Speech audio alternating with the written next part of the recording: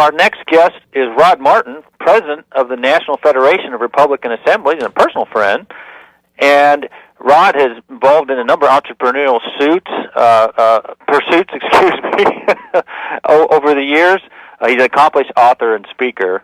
And we welcome Rod to the Conservative Commando Radio Show. Well, it's very good to be here. Thank you. Rod, give us a brief history of the NFRA and its desired role in the GOP today. You know, the NFRA, we talk about as the Republican wing of the Republican Party.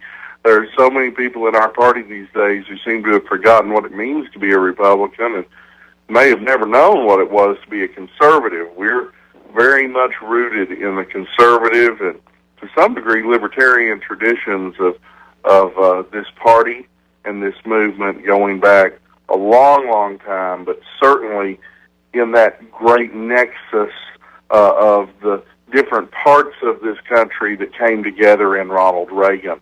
Ronald Reagan was a member of this organization.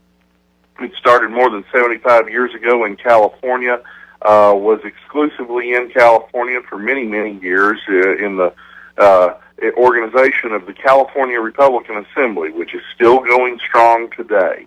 Somewhere along in the 90s, folks figured out that it would be really helpful to have an organization like this in other parts of the country, and so it started to grow, and we formed a National Federation of Republican Assemblies a little over a decade ago, and I've been president of it for about half that time. So it's a great organization. It's growing strong. We're in about half the country, and our aim is very simple. We want to elect good conservatives to party offices at every level, all the way up to RNC chairman, and we want to endorse the best conservative in contested party primaries. Why does that matter? Well, first of all, if your party isn't led by good conservatives, it's the tail wagging the dog. In every poll we see, 70% of Republicans self-report that they consider themselves conservatives, and only 3% consider themselves liberals.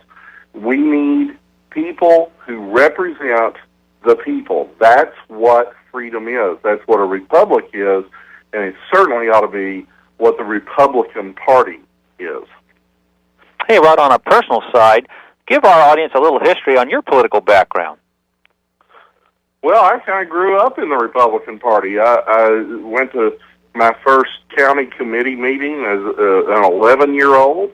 I was elected fifth grade class president the same day Ronald Reagan was elected president of the United States. I was the youngest state chairman of college Republicans in the country when I was elected. I've taught activists and activist training on several continents. I was Mike Huckabee's policy director when he was governor in Arkansas for a little while, and have been very, very active in the conservative movement ever since. That's what it's about, folks. If we want our republic, if we care about the freedoms that have been given to us, we have to get involved. It's messy, and sometimes it's a lot of work, and late nights after you're already tired, and weekends and different things.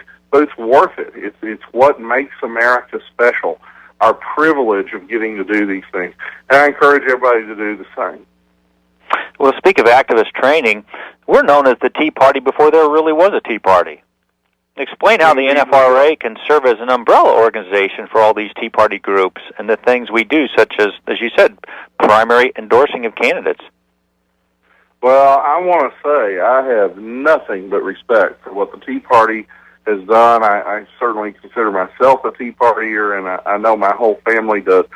The Tea Party was a spontaneous outpouring of a political desire for a better country.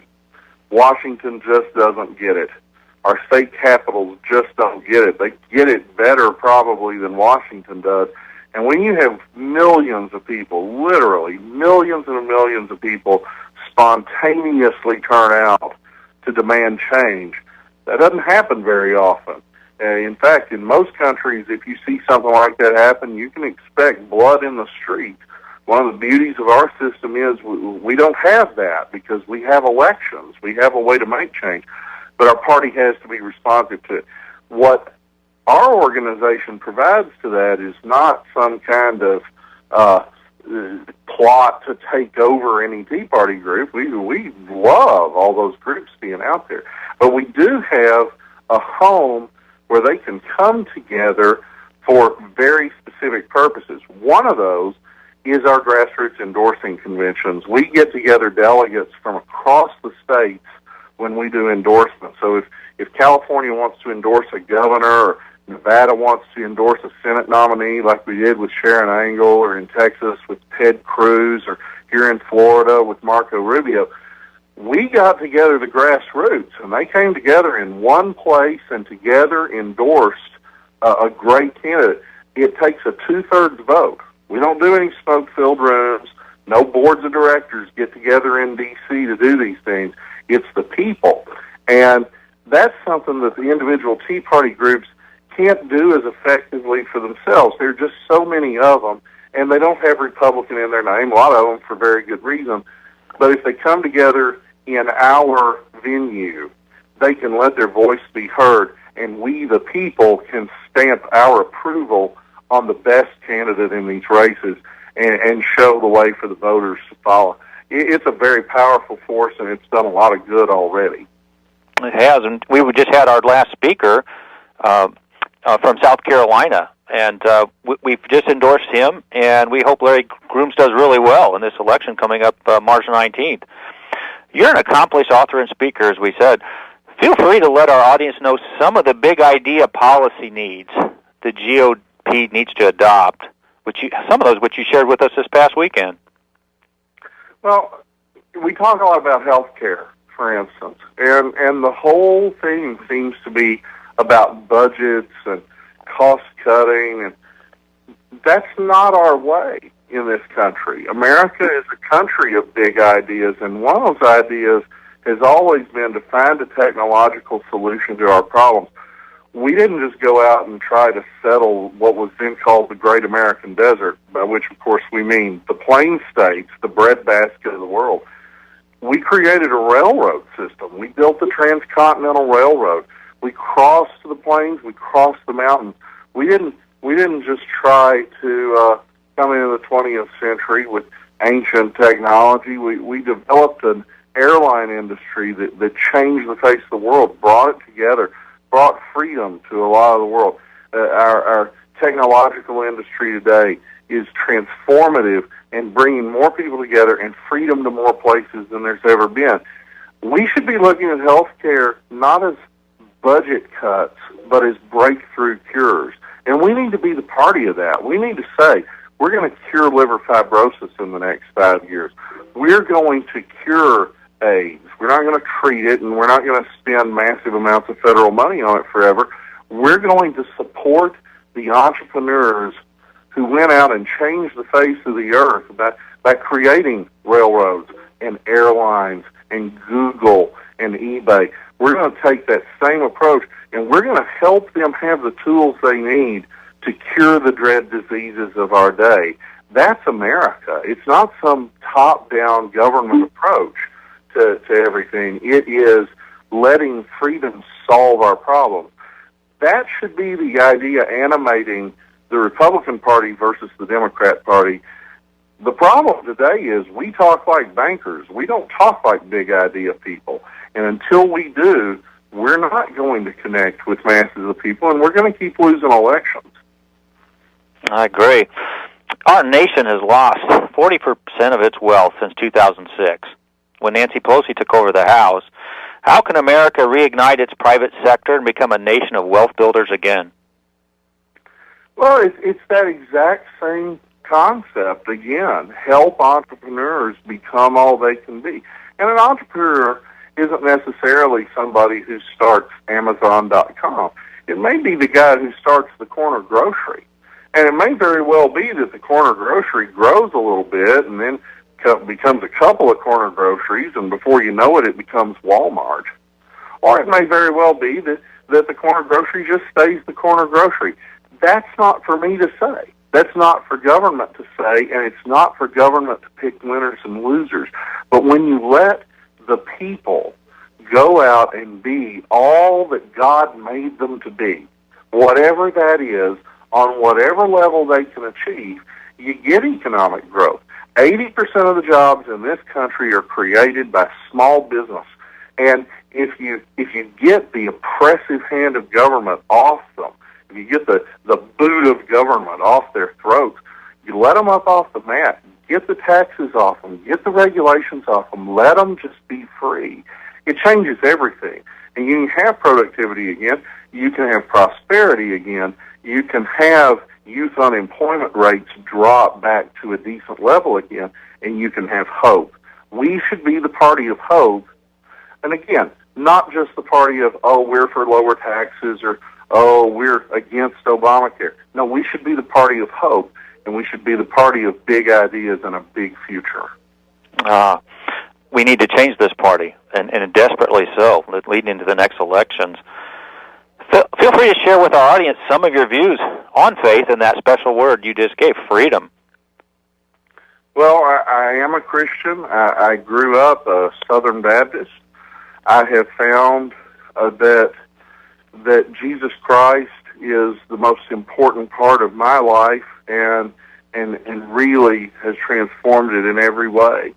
I think that it's a terrible, terrible shame that today people feel ashamed to talk about what they believe.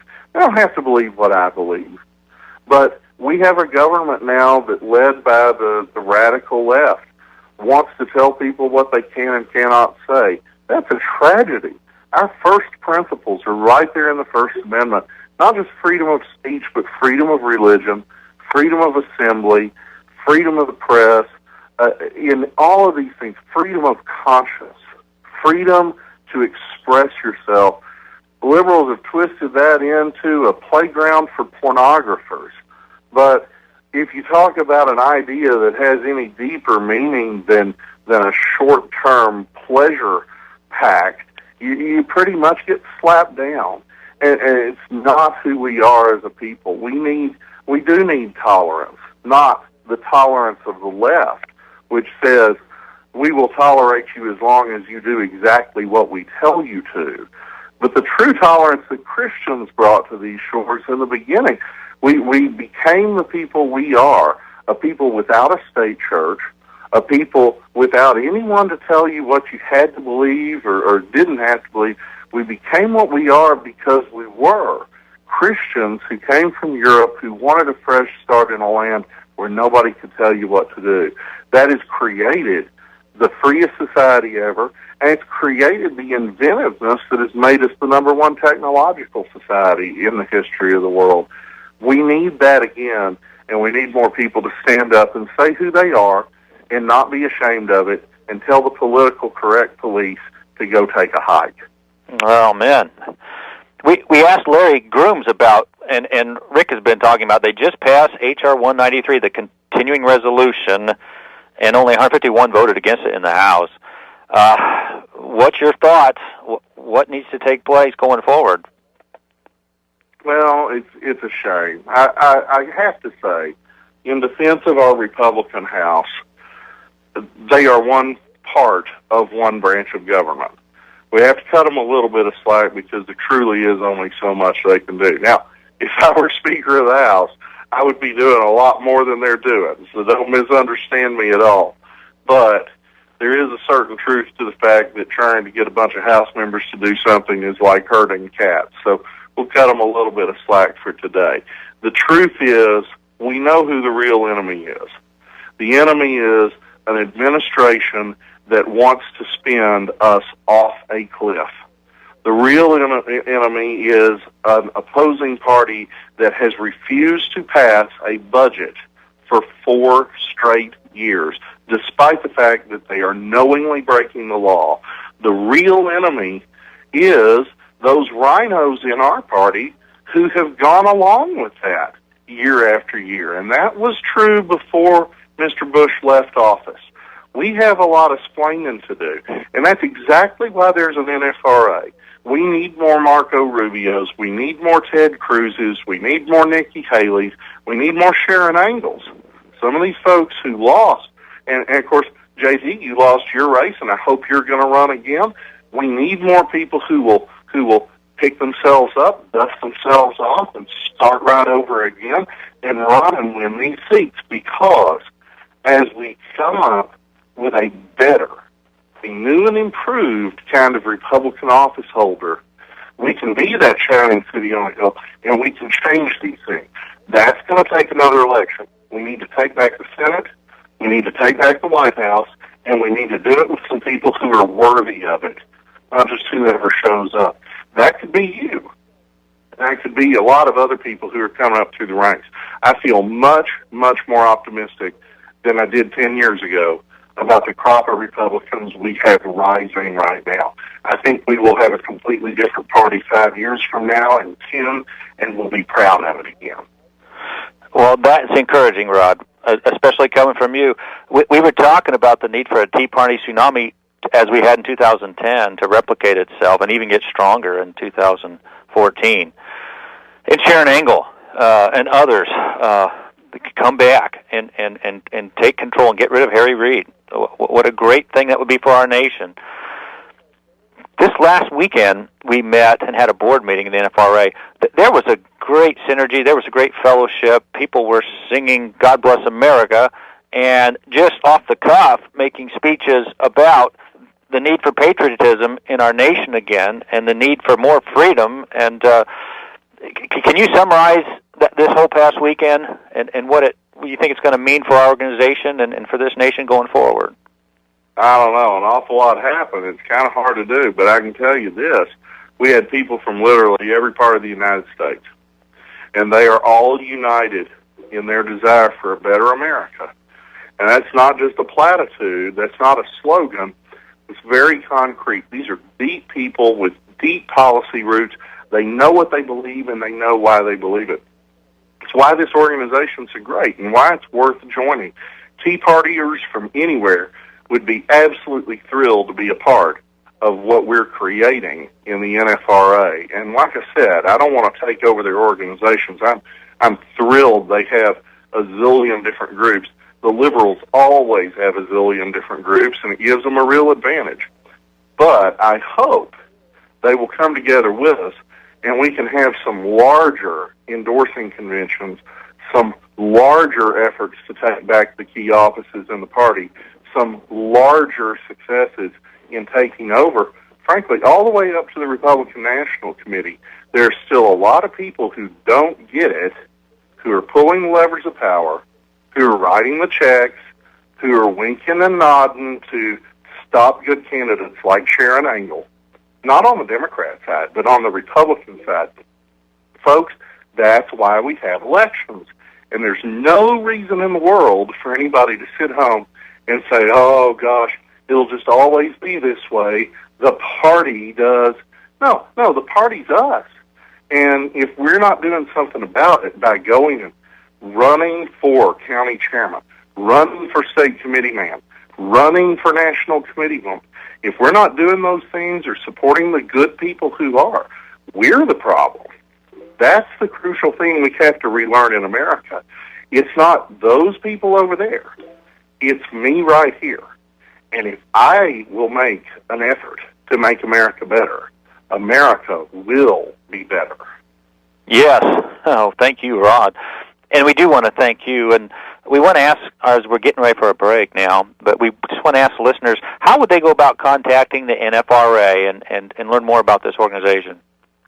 Well, please come visit our website. We are at republicanassemblies.org, republicanassemblies.org, and contact us. We'd love to help you get something started or help you in any way wherever you are. This is too great a country to let go gently into that good night. And we are committed to having a new birth of freedom in the mold of the Founding Fathers. We are completely committed to that, and we can't wait to have you guys with us. And I'm so thrilled, JD, that we have you with us in this great effort. It does matter, and we will win. Well, appreciate you very much, Rod.